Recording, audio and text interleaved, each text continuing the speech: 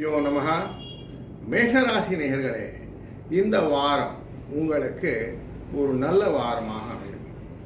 கணவன் மனைவிக்கிடையே அந்யோன்யம் அதிகரிக்கும். குடும்பத்திலே அந்த விஷயமாக வெளியூர் பிரயாணங்கள் மேற்கொள்ள வேண்டி வரும். பண தேவைகள் பூர்த்தியாகும். உடல் ஆரோக்கியம் நன்றாக இருக்கும். தந்தையிடம் எதிர்பார்த்த ஒரு நல்ல உதவி வந்து சேரும். திருமண முயற்சிகள் சாதகமாக முடியும்.